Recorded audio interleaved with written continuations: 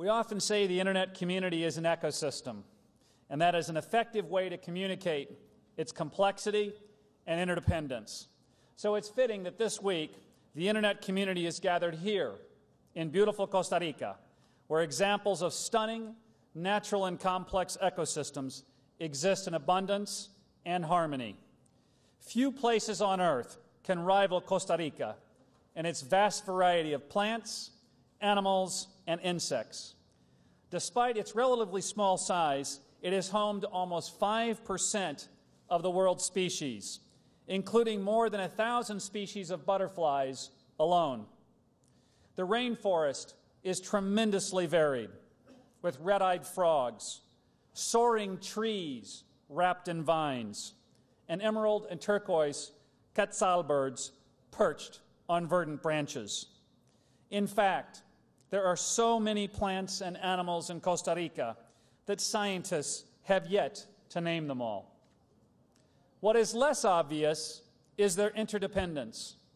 Remove one inhabitant from the ecosystem, and you can trigger ripples of change throughout the ecosystem.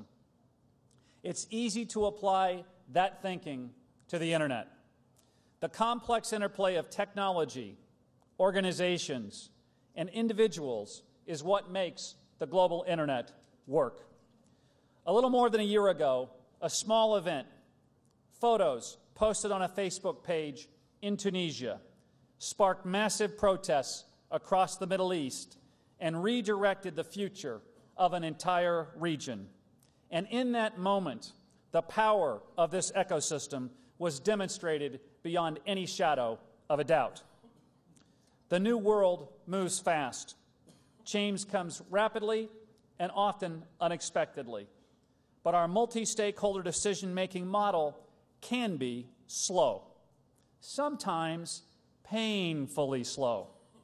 Traditional top-down structures may at times get things done quickly, but in doing so, many voices do not get heard, and we need to hear them. The multi-stakeholder model we live by is built by consensus, from the bottom up, and that gives voice to the millions whose future is tied to the Internet. This model was created to protect the security and stability of the domain name system. It is adaptive, decentralized, and highly resilient. And it will need to remain resilient in the months and years ahead. ICANN has entered a period of profound change with important questions on the horizon. Look at what we face. A strong, growing, but still young, new generic top-level domain program. A decision on the renewal of the ICANN contract. Growing concerns about cybersecurity. An increasingly complex global geopolitical landscape. And of course, a new CEO. And there is no doubt that more change will come. Pressures on this organization are growing. Political, ethical, financial, geopolitical, and operational. And all of this presents an enormous challenge to a small organization in transition, with fewer than 150 staff members covering activities around the world in an era of a rapidly expanding Internet. Are we ready to take on these challenges? Yes, just as we have taken on many before. The new GTLD program has occupied much of our time, energy, and resources in recent months. Development of this complicated, multi-layered program has demanded detailed operational and financial planning, all while scrupulously maintaining independence and objectivity in our approach to applicants, hence the no-coke rule. The Internet has always been fertile ground for innovation, and ICANN has long been committed to nurturing that potential by creating more competition and consumer choice in the domain name market. You can't predict innovation, but you can create an environment that fosters it. That is the primary goal of the new GTLD program. In getting the program underway, we have met each challenge through careful planning and engagement with this community. And just as our thorough preparation ensured that the application window opened smoothly and on schedule, we are equally ready for the next phase. As of last night, we have 254 registered users in the online application system. Each user can submit multiple GTLD applications. So when the registration period closes later this month on the 29th of March, in just 17 days, we will know the total number of users, but we will still have only a rough idea of how many applications we can expect by the 12th of April. We have an operational plan in place to ensure a smooth and neutral evaluation process, whether it's 30 applications or 3,000. Although a new phase of work is about to begin, the staffing and budgetary considerations have been met, and we are ready to implement the next phases. A significant part of the program has been incorporation of substantial new protections for rights holders. ICANN has worked collaboratively with world-renowned trademark and intellectual property experts throughout the 6-year policy development and implementation process to create the strong trademark protection mechanisms that are now embedded in the program. The new GTLD space will offer significantly improved protections that have been developed through this exhaustive process. We're creating a system to facilitate rapid takedowns of domain names for clear-cut cases of infringement. We're implementing a trademark clearinghouse to support rights protection requirements like sunrise periods and trademark claim services offered by new GTLDs. Since November, a group of community volunteers has devoted considerable time and attention to assisting ICANN in working out the implementation details of the clearinghouse. We thank them. The next big milestone is the publication of the applied-for new GTLD strings in early May. This transparency will help build awareness so that trademark holders and others can determine what steps, if any, to take in response. The ability to object is a fundamental protection, not just for trademark holders, but for members of communities who believe an applied-for GTLD could misrepresent their community. So even if your organization has not applied, it's important to pay close attention to see if your rights or other legitimate interests are at risk from someone else's application. We also thank the Joint Applicant Supporting Working Group and the Board of Directors for their work in launching the new GTLD Applicant Support Program on the 12th of January. It's intended to provide financial and non-financial assistance to qualifying applicants who might otherwise be unable to take advantage of the new GTLD program opportunities. It's been rewarding to see the community embrace this program so enthusiastically. 15 organizations and individuals have already stepped up to offer pro bono assistance in application writing, IPv6 infrastructure, DNSSEC consulting, and internationalized domain name implementation, and we encourage others to join them. An independent volunteer evaluation panel being formed right now will decide which applicants receive this financial support. The panel will play an important role in the applicant support program. Applications to the panel will be accepted through the end of March. IDN initiatives are going strong. The IDN CCTLD fast-track process continues to support eligible countries and territories. To date, there are 31 IDN CCTLDs in the route, representing 21 countries and territories, and the new GTLD program will bring even more opportunities for organizations to expand with IDN new GTLDs. Broadening the domain name system will allow the use of scripts like Arabic or Chinese at the top level and lets the Internet more closely mirror all of the people who depend upon it. We have just completed the first 2 phases of the technically complex IDN variant issues project. More than 60 experts around the world participated in 6 variant case studies in Phase 1, and many also took part in Phase 2. The study has illustrated clearly there's not just one variant problem.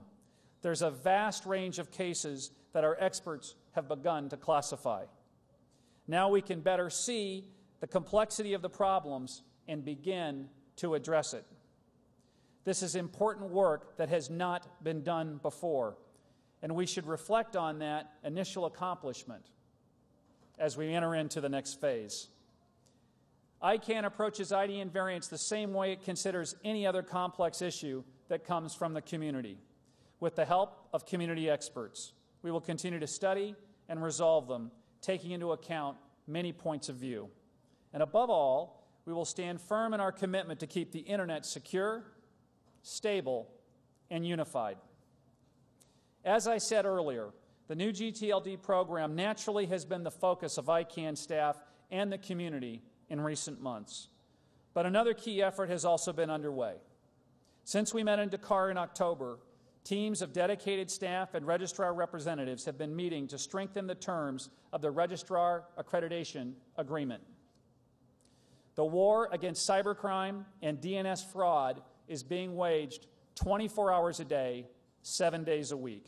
And the registrars, along with the entire ICANN community, recognize that law enforcement needs appropriate tools, among them better information about who owns and operates websites, subject to appropriate privacy considerations and protections. I have been impressed by the time and effort that the registrar community has invested in this effort, at a time when many of them may also be assembling applications for new GTLDs. They have demonstrated that they understand their role in fighting e-crime and have shown remarkable willingness to resolve issues quickly. As you can see from the documents published prior to this meeting, we've made progress on several fronts.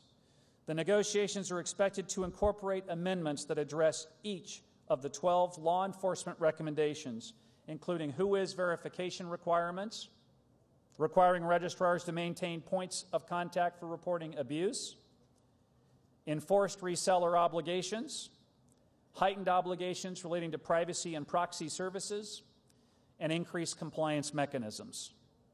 The negotiation includes discussion of substantial and unprecedented steps to improve the accuracy of who-is data.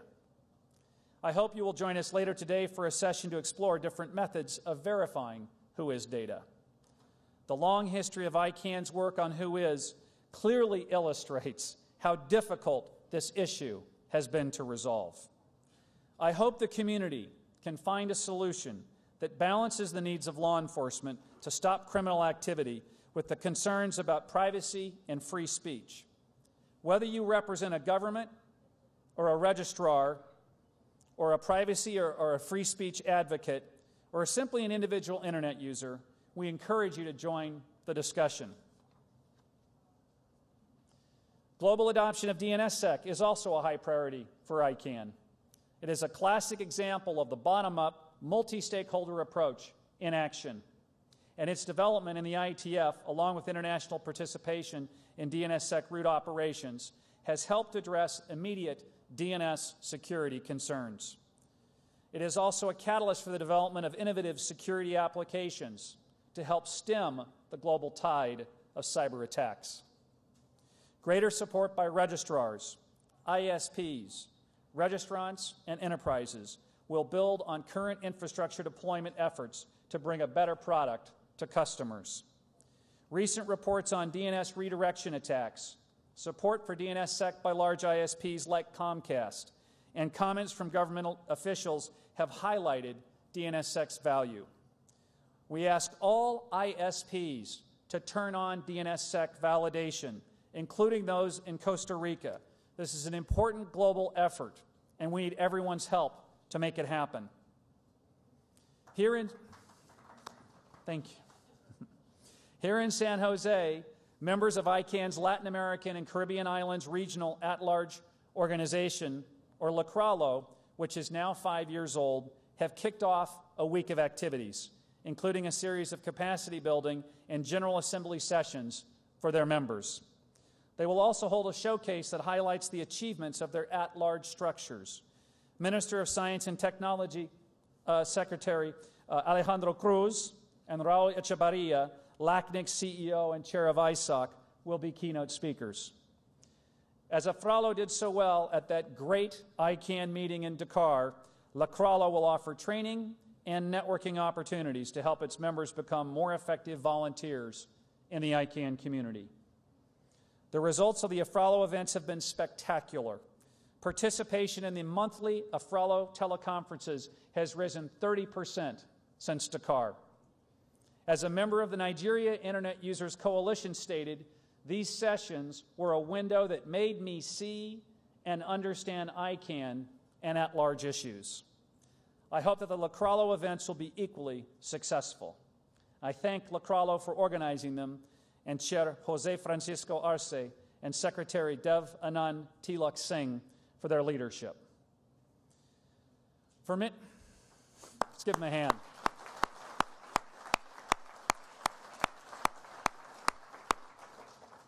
For many years, ICANN has been providing its services over IPv6, and we are one of more than 900 website operators who have joined the Internet Society in its campaign to further the adoption of IPv6 through World IPv6 Launch Day on the 6th of June. 3 of the most popular websites in the world, Facebook, Google, Yahoo, have signed up, as have dozens of network operators and all 5 regional Internet registries. If you've not done so already, I urge you to join this effort and to spread the word that this is the year of IPv6. This year we'll see important decisions in the ITU community with respect to international telecommunications regulations that will be updated in December, and recommendations on the reform of the Internet Governance Forum being considered by the United Nations. Amidst all this activity, we must not lose sight of our role as stewards of a secure, stable, and interoperable Internet. We have a responsibility to the next generation of users to preserve and evolve the ecosystem. We must do this slowly and carefully, fully recognizing that we are interdependent with one another and with those who will come after us. This is an exciting time, a time of execution and a time of action, a time of promise and uncertainty, of opportunities and threats. A significant threat lies within ICANN's existing structure. Let's consider the nominating committee as an example. Preserving ICANN's ability to act independently in the public interest is paramount to the future of the Internet and this institution. In view of the need for broad representation within ICANN's governance, inclusion of industry representatives on the board and in our work supports the multi-stakeholder model, our means of ensuring independence. In the years since ICANN was formed, the number of Internet users has grown from 146 million to some 2.3 billion today around the world. The effects have been dramatic, bringing wholesale governance change and greater transparency to the entire world. I believe that ICANN, its board, and our community must keep pace with the growing diversity and expanding scope of the Internet. We must seize the opportunity to embrace the transparency and good governance that this precious resource deserves.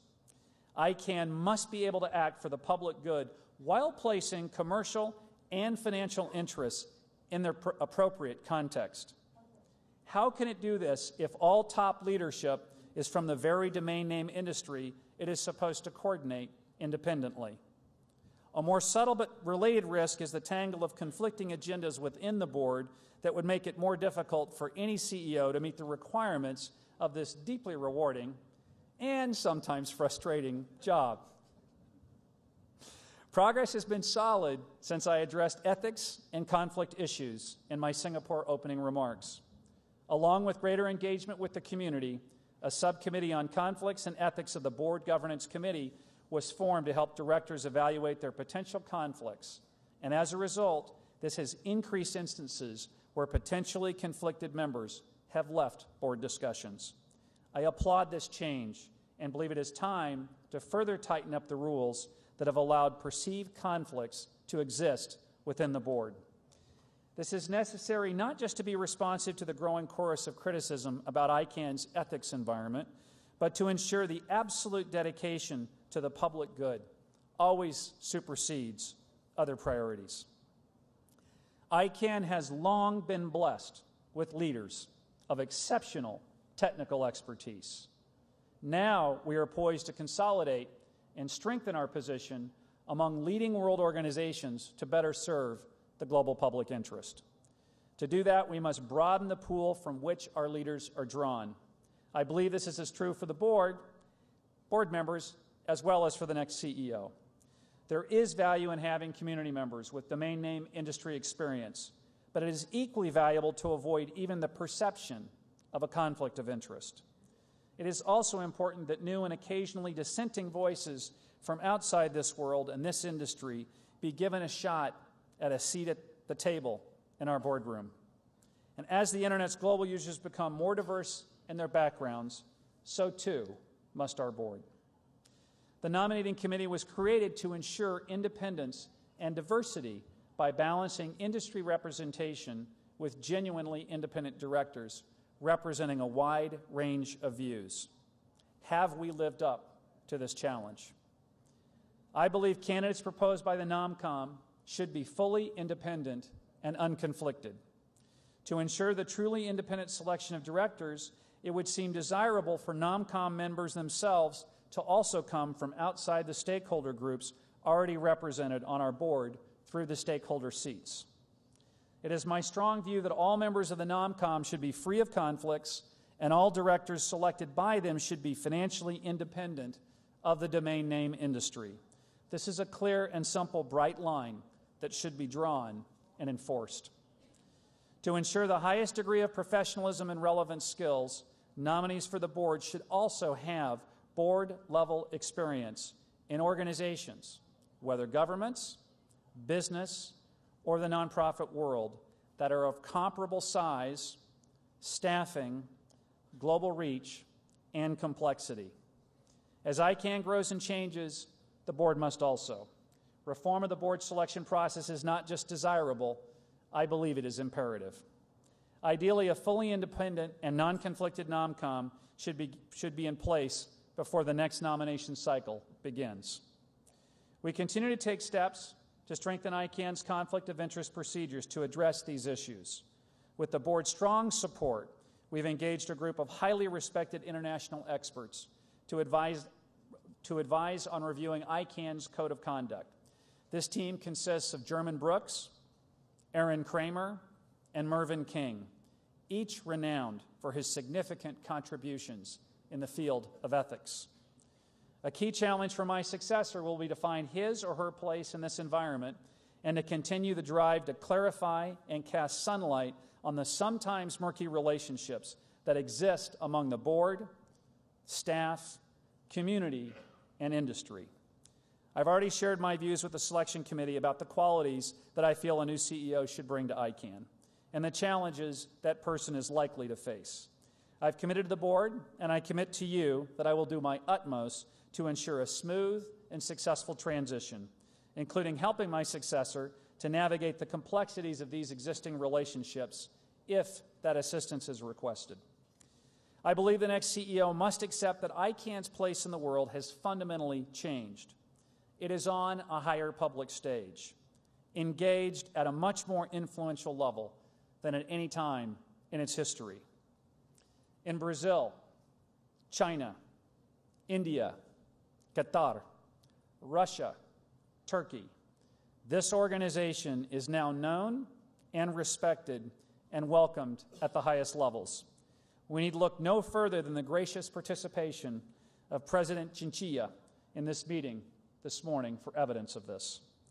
Among global organizations like the International Red Cross, Interpol, the Organization of American States, the OECD, SWIFT, the Universal Postal Union, and the World Economic Forum, ICANN is a partner and a collaborator, a colleague engaged in a common public mission.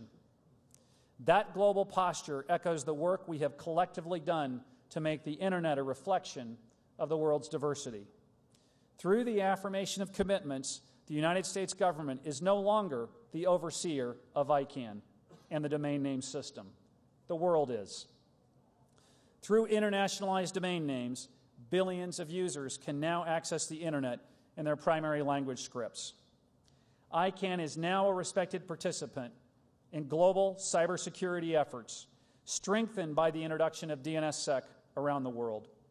Our engagement is demonstrated by our close collaboration with security organizations and operational security communities to address a current threat to the DNS and to prepare for future threats that may arise.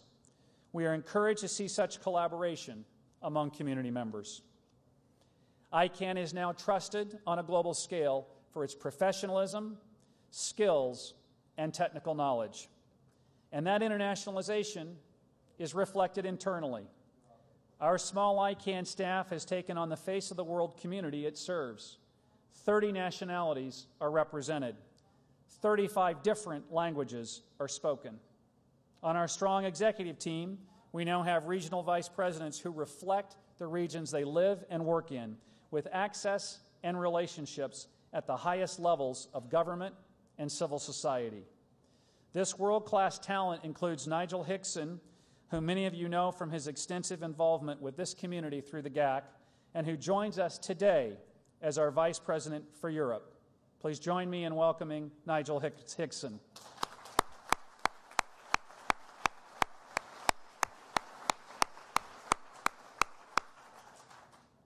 Dr. Xiaodong Li, our new Vice President for Asia, came to us from CENIC and serves as a bridge from Asia to ICANN. And of course, we are very proud to have Rodrigo de la Parra as our Vice President here, as we are in his backyard in Latin America and the Caribbean.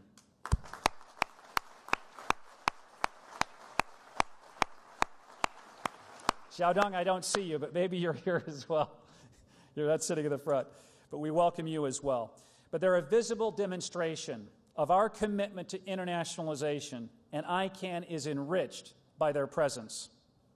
And a more significant change in our philosophy, we are global, in our outlook, in our thought processes, in our daily life, in our reach, in public meetings like this, and in our operations, and in our community, we are global. When I arrived, people often asked, what is this organization? What does it do? And why does it matter?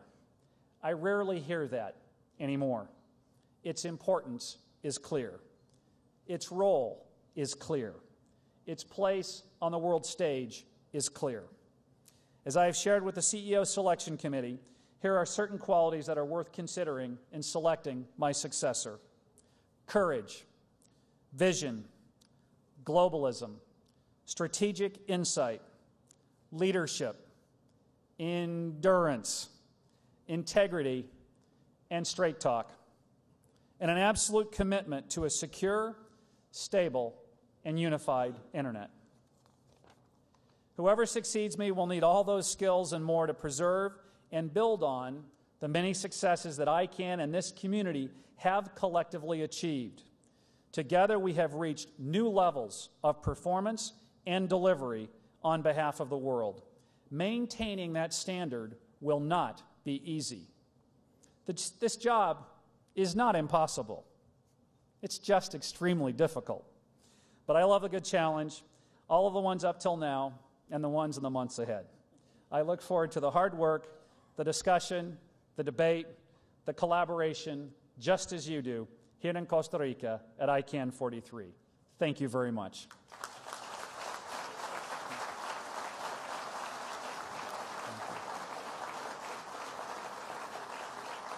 And with that, we conclude our morning session, and let us continue with the rest of a fun and productive week. Thank you very much.